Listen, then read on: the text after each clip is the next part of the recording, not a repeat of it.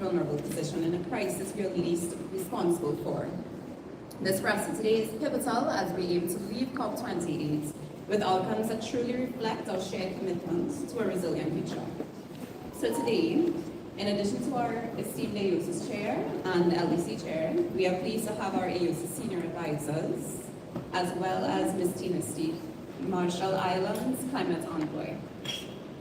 Now, without further ado, let's hear from our distinguished speakers. Our first speaker is the Honourable Cedric Schuster, Minister of Natural Resources, Environment and Lands from Samoa, and the Chair of AOSIS. Honourable Minister.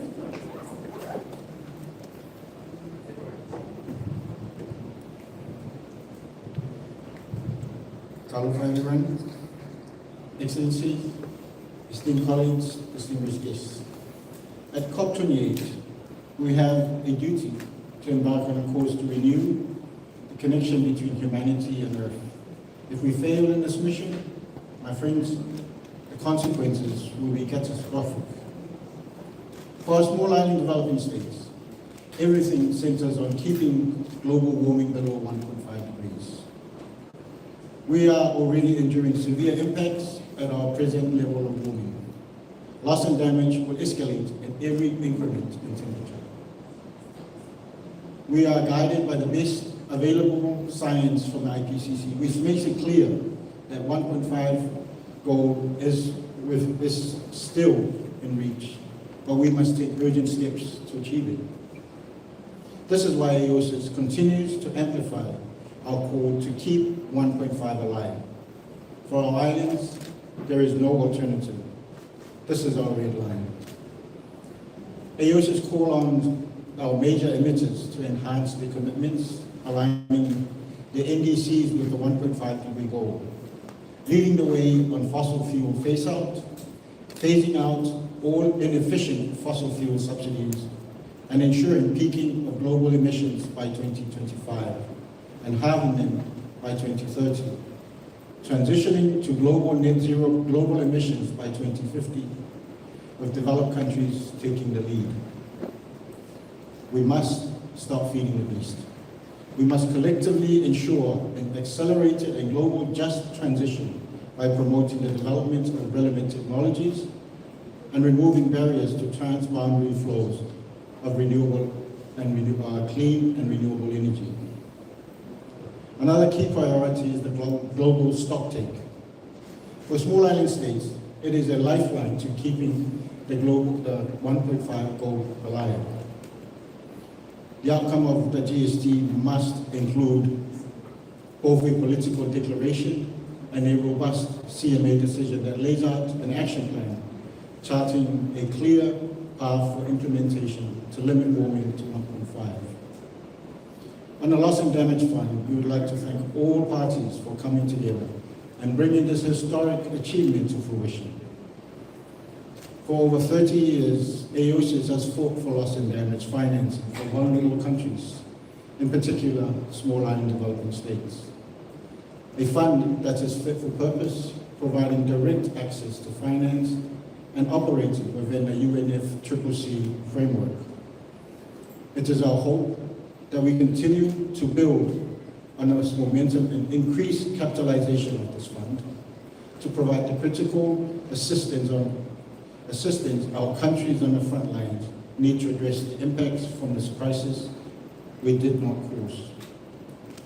On adaptation, the global goal of adaptation negotiation should be an ambitious framework to scale up progress on transformative adaptation actions, deliver swift solutions and financial support, and set us on a course for a more sustainable future.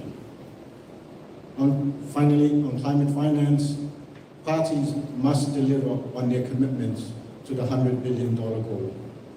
There is a need for developed countries to enhance their commitment post-2025 to make the scale of climate finance commensurate with the scale of the challenge.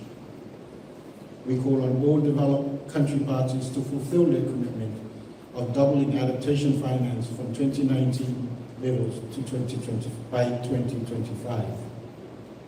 Friends, we urge all parties to come to the table, ready to work together for the best possible solution outcome for all people in the globe.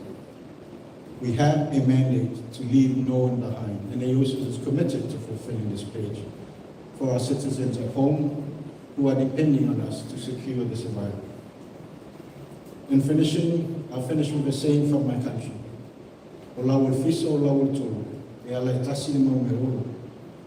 We all come to this COP from different perspectives and different agendas, but we all share the same goal, and that is to not overshoot 1.5. So if this is our real star, we must all work together to reach the summit. So I appeal to countries, and especially the leaders, to work together and make the case to stop any more increases in temperature. Thank you.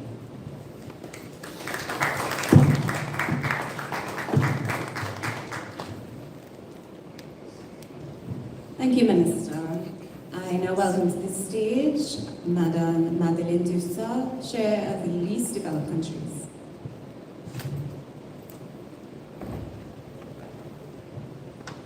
Thank you for inviting the LDC group to join you on this press conference.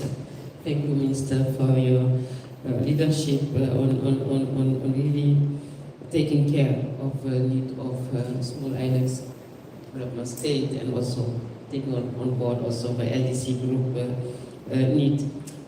Yes, what I want to say regarding where we are and our expectation. First, we as been said by the Minister, we really appreciate the historic outcome we do have on loss and damage.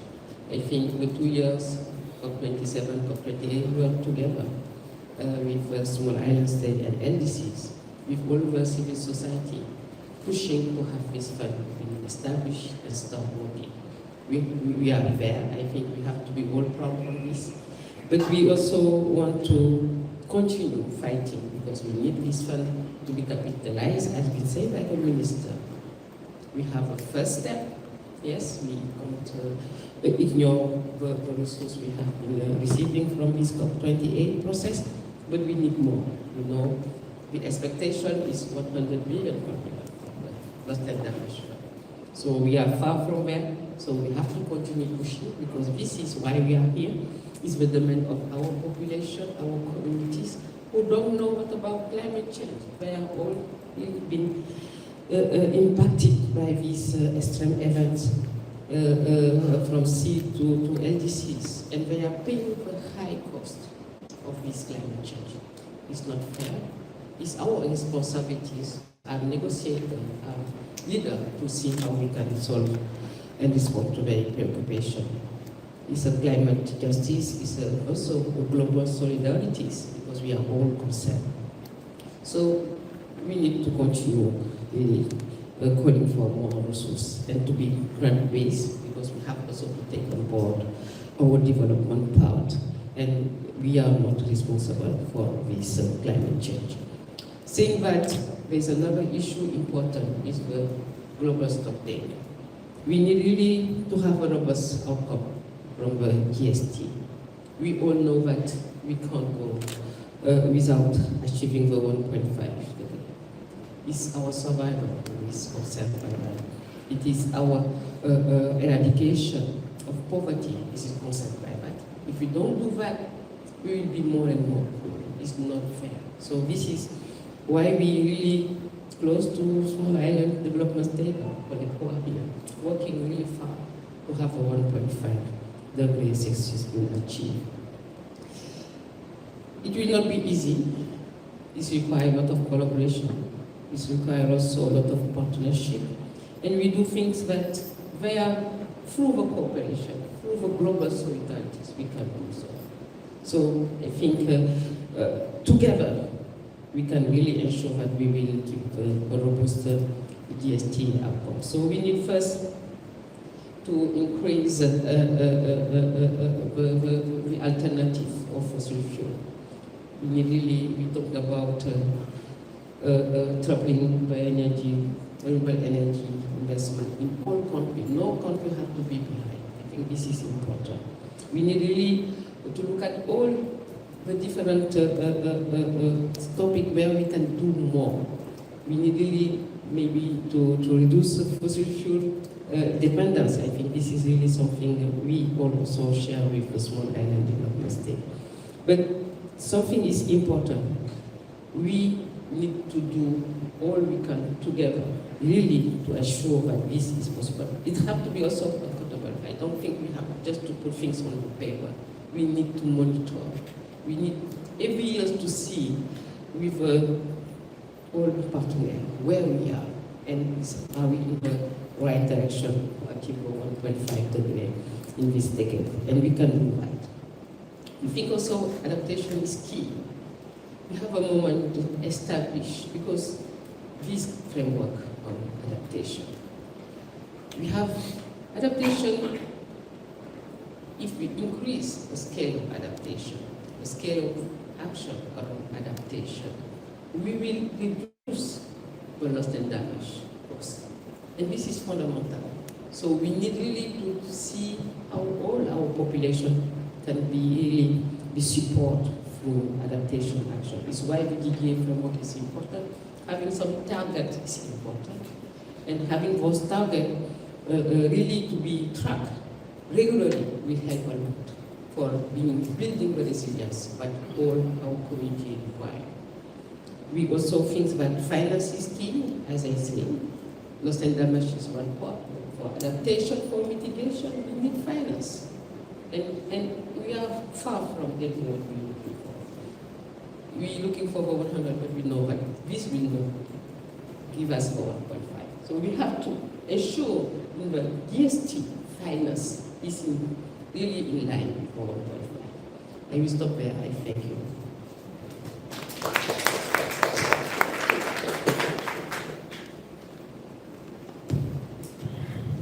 Thank you so much, Madam Chair. Next up we have Mr. Michai Robertson, AOSIS Senior Advisor, who will be shedding some light on the operationalization of the Loss and Damage Fund and what it means for small islands.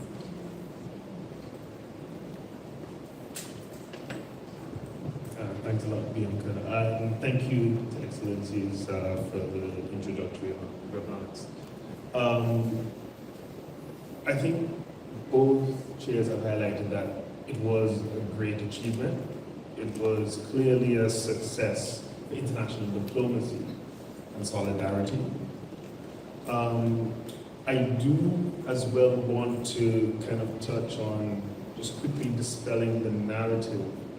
I was asked a question recently about my feeling around it, and I said that yes, this is good, but we need to have forward thinking to try and make sure that we get an impact on the ground and alleviate harm. Right? And then the person who was proposing the question asked whether or not that doesn't sound like you're being grateful. Yeah. And in the moment, I really did try, we're in a diplomatic setting, I gave diplomatic answers, I went around it. But I spent the last 2 days kind of thinking about gratefulness. And gratefulness in the context of loss and damage that we face as small and developing states and least developed countries and developing countries. And I really found it shocking because, again, we talk about the problem not being of our making. And so I want to send out to the wider audience that we need to dispel this narrative that we now need to be grateful and be quiet. I think that and it does seem a bit like that is the undertone going on currently in this COP, and we see it in the Global Stocktake rooms, we see it in the mitigation rooms, we see it in the adaptation rooms. We see this call for small and developing states and least developed countries. You got what you want. Now be quiet. And I think it's quite clear from what both chairs have said is that we will not be quiet, because it is both the reason why we're discussing loss and damage is from climate inaction. So finally, we have a part of our regime that talks about climate inaction and alleviating the harm resulting from climate inaction. And a lot of you may not know, but there was attempts by smaller developing states and least developed countries in the TC to link 1.5 and climate inaction to the loss and damage fund. And I can tell you that many countries pushed back and took it out of the text in the last month. Most may not know that. But we need to highlight these things because this is the reason why we are talking. We don't want a loss and damage fund. It's the sad reality that it's a necessity. But I sit down all the time and think about the fact that I've spent several years of my career and you look at the videos, and Ru was highlighting it, when you sit down and watch these videos, you can't but cry. You can't but feel sad. And so working in this space is a really sad and depressing space, and no one chooses to do this out of wanting to do it, and then to be told that we need to be grateful for it. So I hope that we can dispel that narrative and now forward thinking in relation to the alleviation of harm. This board, or this fund, has a huge task for itself. First of all, it needs to figure out all these sort of administrative stuff of a host country, etc. But I think the biggest obstacle it has is negotiating against a creaking institution like the World Bank.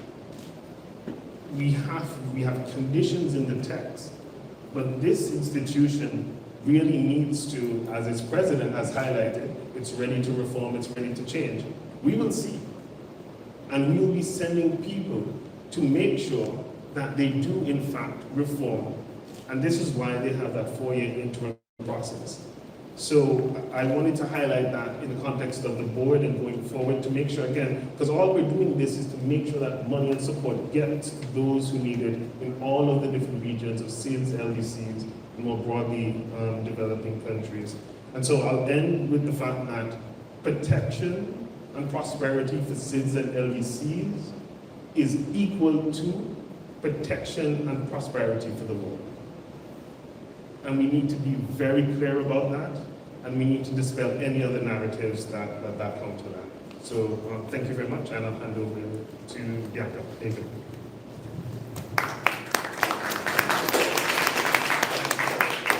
That was very well said, Michai. Thank you so much for that.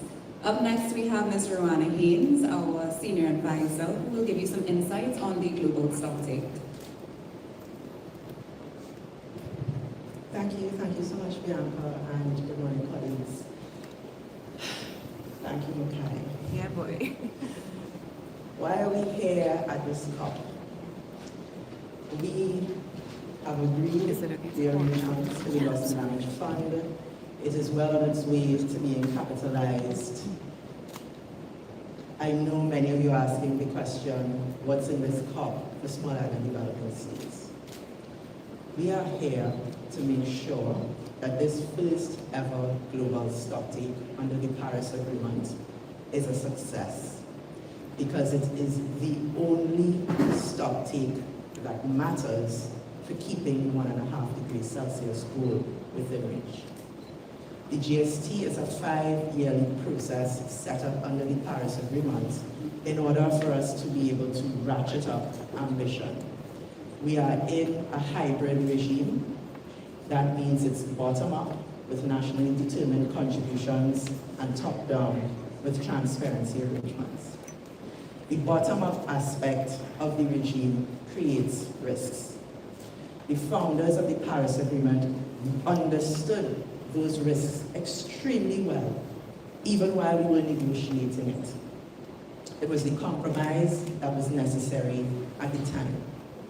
But we knew it could not be our last word. We know from the IPCC what we have to do. We have this critical decade that is running away from us. We have this critical decade to turn a sharp corner into drastic emissions cuts, into phasing up and scaling up climate finance support, technology, capacity building, in order to ensure that we can keep this 1.5 degrees Celsius goal, which is slipping away from us, within reach. And we are at this COP for the GST to give us that hope. The Alliance of Small Island States has made 4 key proposals in the context of the GST to get us there. Our overarching priority is to ensure that SIDS are not left behind. We know that we are in the context of a global transition. We know that things are going to be accelerating, maybe not as fast as we might need them to, but it is happening. But we also know that we risk being left behind because we are small, because we are seen as asking, but having nothing to give in return. Because the loss and damage fund is being framed as our major victory that we should be satisfied with.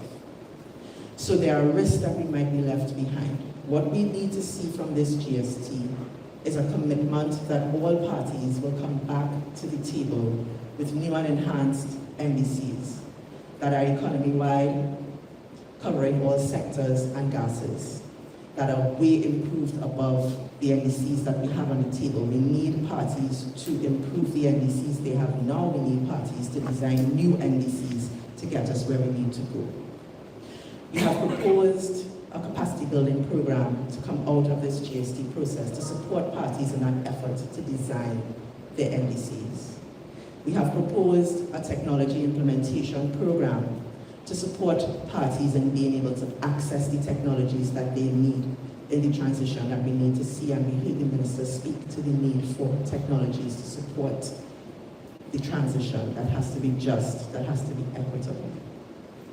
We have proposed the design of global metrics and indicators to help us to manage, measure, and assess loss and damage, to support us in our efforts to even be able to access the funds that will be available in the loss and damage fund.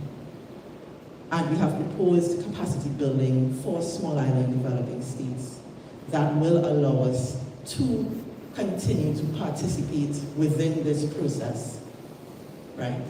While at the same time supporting our own country's efforts to achieve sustainable development. And so at this COP, the message has to be not that we're grateful, not that we're going to be quiet, but that we are ramping up the fight, because we absolutely cannot give up now. Thank you.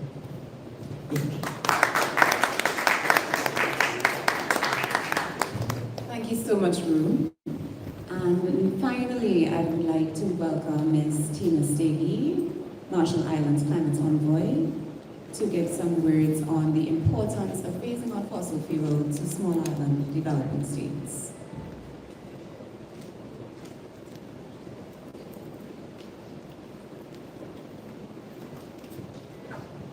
Thank you, Bianca, and let me just say it's really an honor to be standing here next to the people that make it worth coming to COP. And keep me going. I'm really honored to speak to this issue of fossil fuel phase out, because I think it's at the heart of what we're going to have to address at this COP. And I want to just go back to something Michai said, which I just felt to note, that the protection and prosperity for SIDS and LDCs is protection for the world. And to remember how 1.5 came about. If we go back to pre-2015, who was championing what then was seen as unrealistic, unachievable, and not backed up at that point necessarily by all of the science? Who was it? It was this group that said 1.5 was necessary to keep all of us alive. And if anything, what we have now, this many years later, with all of the reports from the IPCC, with the science that's then been backed up by the IEA, across the board, an understanding that below 2 does not cut it. 1.5 is in fact what all of us need to stay alive. And that is if that is our North Star, which it is and which it has been for this group for so many years, then that is why we continue to come to COP, as Rueanna just said, to fight and to absolutely never give up on 1.5. And at this COP, what does that mean? It means that we need to address the root cause of the problem, which is the burning of fossil fuels. Unless we do so, we will blow past 1.5. We will be in a world in which those on the front lines of this will not be able to adapt. All our future will hold is loss and damage if we go past 1.5. We have an opportunity this year with this GST to course correct. I think that has been recognized across the board. We could course correct. The GST is the tool that we have to do so. This group is taking that opportunity by the horns and saying these are the things that need to happen, and that includes addressing the need for a fossil fuel phase out. We have heard from the IEA net zero emission scenario that we cannot have any new fossil fuel development if we are to stay within 1.5 degrees Celsius. And yet we know that there's expansion happening now.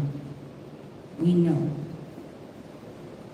We know that the IPCC says that limiting warming to 1.5 involves rapid, deep, and in many cases immediate greenhouse gas emissions reductions.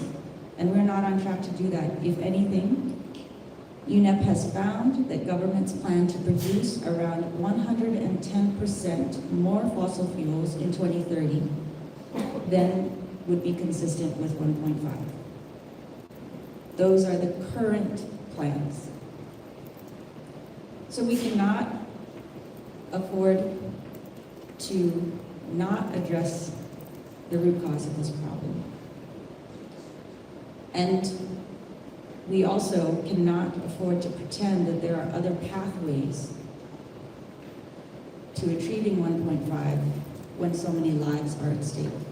There are pieces to the puzzle, and we very much welcome the commitment to scaling up renewables. And that scale up does need to ensure that we are not left behind in the scale up. It's absolutely necessary, and it's exciting to see that acceleration has started.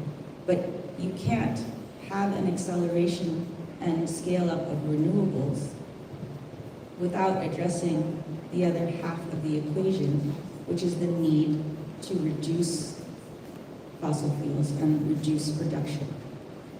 It can't be more and more and more to get us out of the problem. You need more on one side and less on the other side. That's the only way that this will work for the world. We're not alone in our efforts. We, as Marshall Islands, as chair of the High Emission Coalition, joined with 26 other heads of state to call for a GST that does in fact course correct and includes a global phase out of fossil fuels. We have been doing the hard work across all year to really bring partners on board with us to stand strong together here at this COP for what the science requires. And we will be calling on those partners to continue standing with us to the end, and we will continue to work and fight to bring as many more on board as we can. So we have a chance this year to protect the integrity of the Paris Agreement, It requires an honest reckoning of this process. It requires a commitment to maintaining the credibility of the process. And it requires an understanding that the only way forward will include a plan to end this era of fossil fuels. Thank you so much.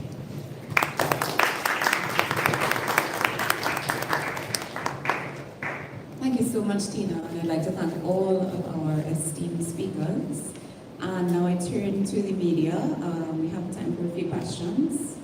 Can I ask that you, when I point to you, if you can just introduce yourself and your organization. I know you need a mic. Sorry.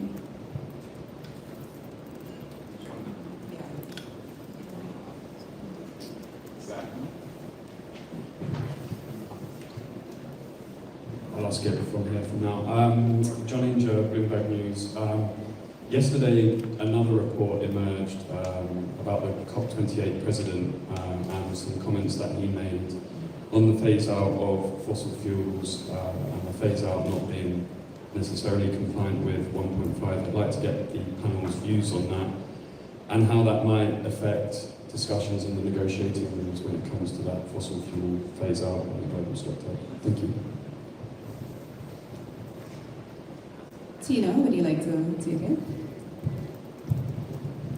Thank you.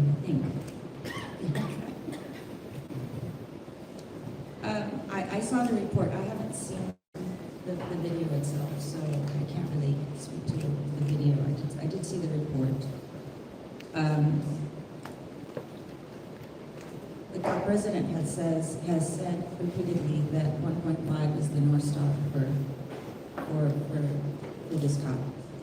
And I think we're here to hold him to that. And if 1.5 is the North Star, in practice, what does it mean? It has to include a phase out of fossil fuels. That's what the science has said, and the science is something that as SIDS we keep close. It's where we start and it's where we end. And so, from my perspective, we're going to be looking to the presidency for his leadership to deliver on what he has said, which is that 1.5 is the North Star for this COP, and we're here to hold him to that. Thank you very much, Tina. Would anyone else like to comment? I just want to reiterate the IPCC report as clear. To phase out, we need to phase out fossil fuels in this first half of the century to be able to stay within 1.5. And that's the science that's been signed up by 195 countries who are parties to the convention. So from that, as Tina raised, that is where we are standing, because we are the reality of everyday impacts of climate change. And any 1.5, above 1.5, any issues, a lot of our states could be lost because they're low-lying islands. So, and the science is already been determined and approved by the states who are parties to the convention. Thank you.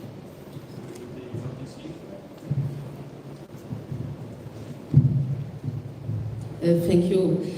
I think we have a great occasion, and it was been said, we have the GST. The GST is where we have to do things. It's where we have to push forward 1.5 and see how to ensure we have this 1.5. So this is, the COP28 was damage to be started, but also GST. And we need all together, really, to change how things are going. We need through the GST decision we're going to take. I know it's going to be not easy, but we need to push to change things here. It's going to be, as we say, on finance, going to be on the what you call it, the technology aspect, the capacity building aspect. We need to change. in line for 25. Thank you. Any? Thank you. Thank you. Tim McDonald from Semaphore. Thanks, guys, for this. Really appreciate it. This is a similar question, kind of follow-up. Given the opposition to phase-out language that we hear from one of the biggest emitters and oil and gas producing countries, I wonder if Tina or Ru or others could say just a little bit more about the strategy, the sort of political strategy or negotiating strategy for getting that language into the GST. Are there other things in there that you can compromise on in the interest of getting that language in, or just some of the trade-offs that are involved in actually achieving that outcome in the GST?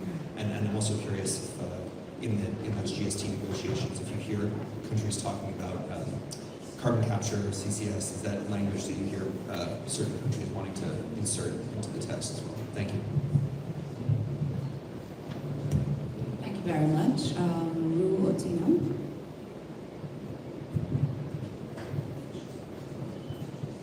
Thank you. Well, first of all, you're asking me about negotiation strategy in a press conference. I don't know how advisable it would be to answer the question as posed. So I'll give some reflections because, we're still at the very beginning of the process.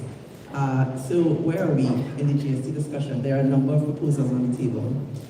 As the Minister has laid out and supported by Tina as well, AOSIS is supporting a quite comprehensive energy package as part of the outcome of this COP, including in the context of the GST, and that energy package includes the elements that were listed around a fossil fuel phase-out, around the phasing out of inefficient fossil fuel subsidies, as well as a global peaking year, which is extremely important.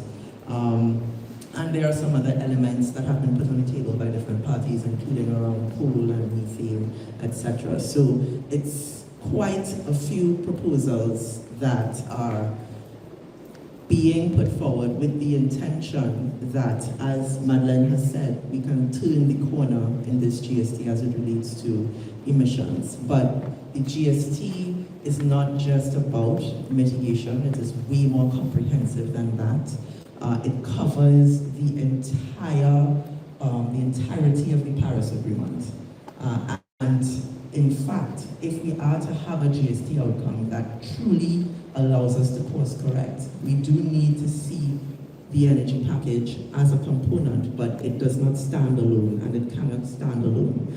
And so this is why we're also asking for some key priorities in the context of technology and allowing states to be able to advance in renewable technologies, for example, in terms of capacity building, and importantly, in terms of finance and being able to access finance. This is also linked to the question of investment and the ability of small island developing states to even attract investment for some of the work that needs to be done. So it is a very, very complex array, I would say. Will there be trade-offs? Yes, there will be. Do we know what they are at this point? I would say no. We've just finished a first read-through of the first iteration of part of the final outcome, and it didn't even lay out all of the issues. There were several areas in that first iteration that were represented in bullet points. So we are a bit behind in the negotiation process in that sense. And I'll probably hand over to Tina in relation to some of the other areas that were requested. Thank you. One thing about trade-offs that has always struck me when we get to talking about that, and actually this comes very much to the forefront for this year with the GST, and as we said, it is mitigation, but it's actually the integrity of the Paris agreements. It's the whole package. Does it work? And are we committed? And where it doesn't work, because we know that it hasn't worked, are we committed to making it work? And I would speak for LDCs, but for CIDS, the fact is we need it to work as a whole. And so we're always in the worst position in terms of trade-offs. We don't have trade-offs. We actually are committed to the whole thing working. We don't want to trade off mitigation against adaptation, against loss and damage. It doesn't help us in any way. We may be forced to because we're in a negotiation, but absolutely, that's not where we start. That's not where we want it to. We can't afford trade-offs, and yet we sometimes are forced to do them. So just to speak to that issue. I think I just speak on the question around CCS and abatement, because I think it's definitely be coming up this year more than ever. And we've had to address it even within the High Ambition Coalition, discussions quite a bit. And I think coming out of those discussions, we know that there's some limited need for it in certain sectors that are very hard to abate, and where they're still looking for the appropriate technologies to address that. However, certainly not in the energy sector. And there is our concern is that the discussion there is that it's used to justify further expansion. And so, in my view, what we need with regard to CCS are very clear guardrails in the text. Thanks. Thank you so much. Josh.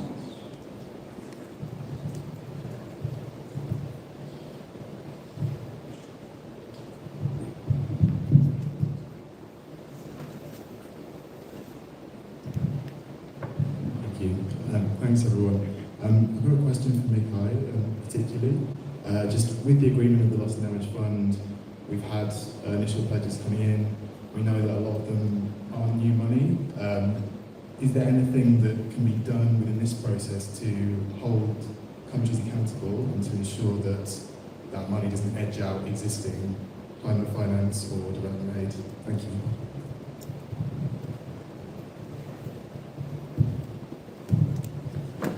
I think it's a really good question.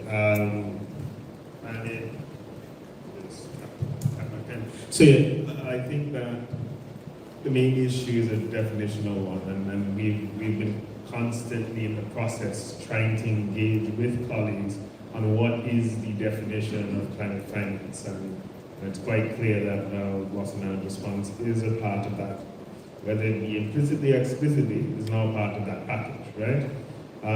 Which speaks to, again, the core structures of how the traditional contributors, what they consider to be climate finance. And just quickly on it, more broadly, they use this terminology system called official development assistance.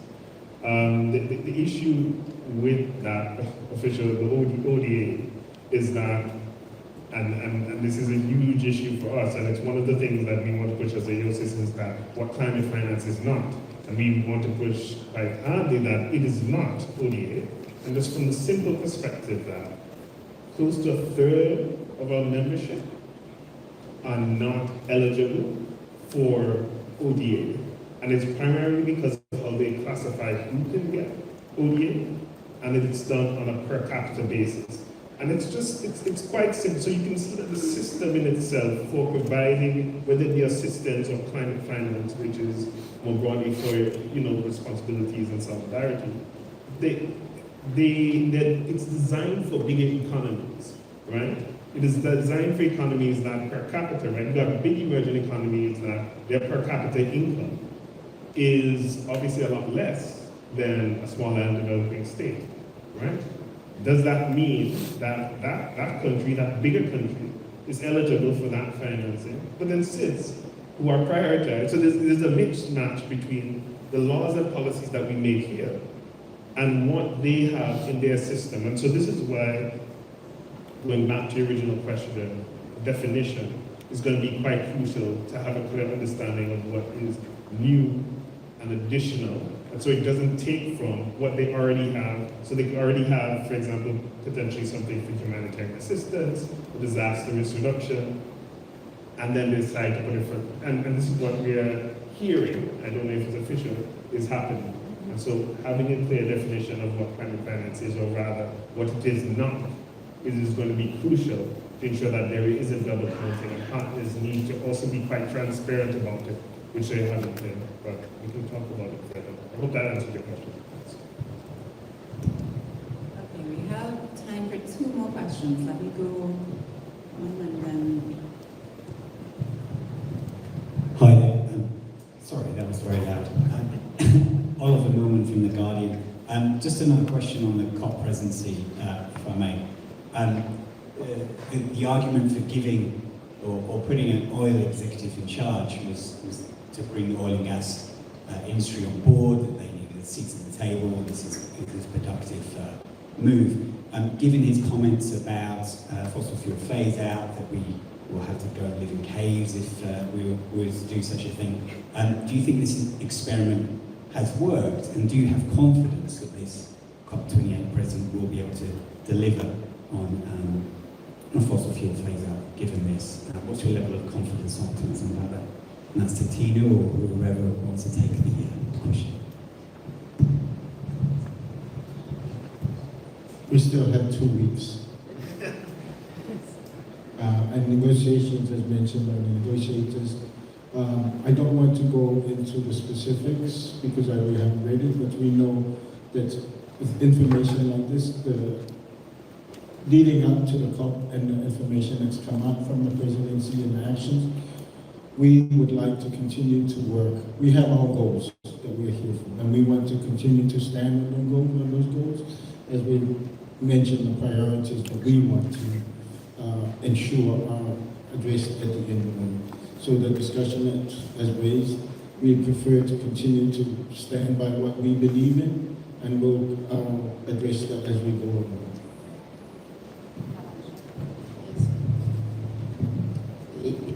I just want also to add something. I think having also private sector on board is important. And we are all concerned in this climate change crisis, and private sector have to play a role. So this is an opportunity maybe to bring business on board, to see what kind of responsibilities, what kind of part the private sector can take on this process. I think it's important. It's not only government, it's talk to all of us, it's talk to municipalities, it's talk to private sector, it's talk to you, so it's talk to NGO. So this will allow us to see this other category, showing to the world what they can do in order for us to achieve our 1.5. Thank you.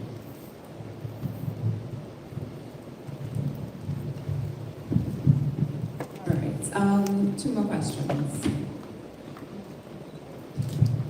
Thanks, Zia from HQ. Given its finance day and so on, capacity building, I was wondering how much of the conversations thinking about debt and debt relief, if at all, from that conversation yourself. Thank you.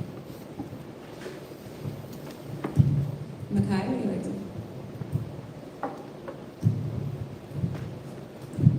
So if I understand the question is, how much are we going to be discussing potentially about debt? That's also a highly, that's even more, climate change is very political, debt and climate change is even more political. And I think it has a lot to do with the current paradigm that we live in, where that it's no longer about brutal sort of military power, but we have a huge discussion on economic power. And there is a war raging in who has economic dominance, especially economic dominance in the context of other developing countries, especially even our small islands. And debt is a tool. Debt is a tool of power and influence. And discussing it in the context of climate, because there is a clear link where we have existing debt, we also have climate finance that is primarily in the form of new debt. And so there's the discussion on, do we as well tackle both of those problems? Alleviating existing debt, which is also sometimes a lot historical colonial debt, as well as looking forward in relation to climate finance, making sure that that doesn't add on to the burden. And so there's this broader discussion on debt sustainability. And I don't think that we talk enough about it in this space. Sometimes we are pushed back a lot about talking about it in this space. And the space that we keep on being told that it should be discussed in is in the group of 20, which for sure is not an inclusive forum at all to be talking about debt or in the context of the Paris Forum.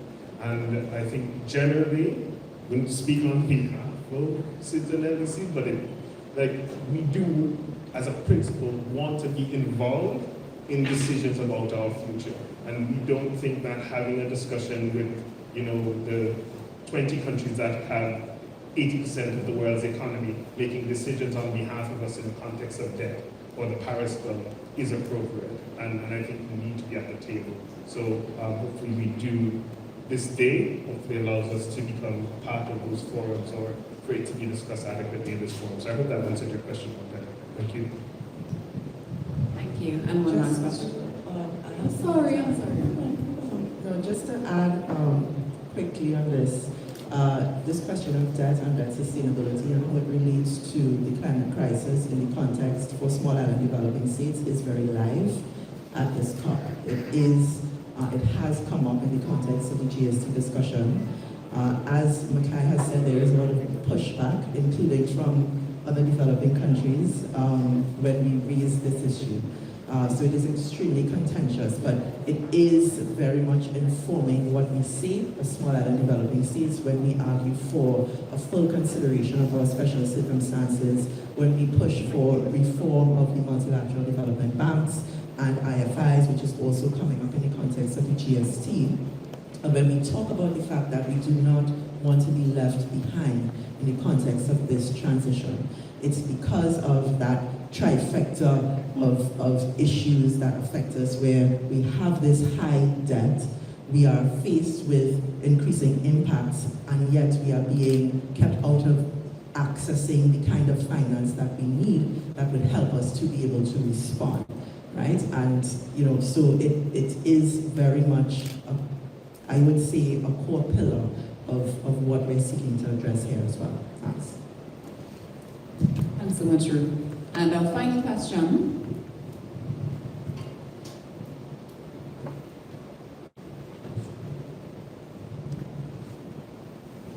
Hi, my name is Ale. Nice to see you again. I work at Carbon Post, and to pivot a little bit, I have a question about another facet of mitigation that's received a lot of attention, which is Article 6. And oftentimes we don't think about Article 6 in the context of SIDS. But there have been a couple of high-profile deals in the past couple of days between the UAE-based firm Blue Carbon and a couple of SIDS. So just wondering, is there a general view about these projects, how they might help, how they might not help for SIDS in particular? Okay, Ruth. Thank you for the question. Article 6. Well, two things. First of all, it is, I would say that the bottom line for small island developing states on Article 6 as a mechanism and all of the arrangements under Article 6 is that there must be environmental integrity. Article 6 was agreed in the context of the Paris Agreement as an additional means through which parties could, one, cooperate to ensure that they are reducing their emissions, and two, generate an additional source of climate finance, allegedly for adaptation purposes, right? So the actual Article 6 multilateral mechanism is not yet up and running. They're still finalizing the rules. So what we see happening now are bilateral arrangements between countries that actually won't take effect until all of the rules are in place. So we are not in a position as yet to evaluate the impact of what is being agreed. We look forward to an agreement on rules, including here at COP28, that will ensure that these agreements actually guarantee emissions reductions, because if that's not what we're doing, then we are contributing to the problem and not the solution. So the bottom line on those issues is that it must guarantee environmental integrity. Thanks. Thank you so much, Rueanna. Thank you to all our esteemed panelists. Thank you to all journalists for taking the time to come here today and for your continued support in amplifying the voices of SIDS and LDCs. Wishing you all a great day. Thank you. Buildings have destroyed, debris everywhere throughout the town, the roads were blocked, the power lines were down. There's a surreal part of the body throughout the town. Really, we got bombs.